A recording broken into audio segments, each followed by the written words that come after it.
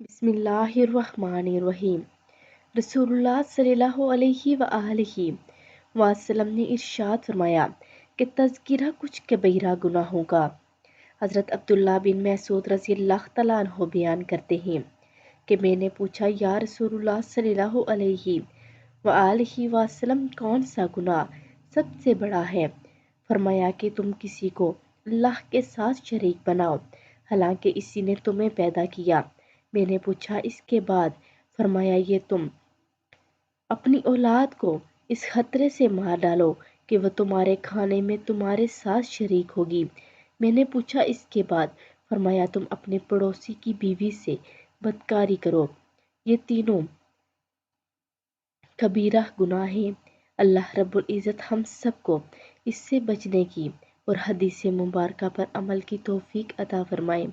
آمین ثم آمین۔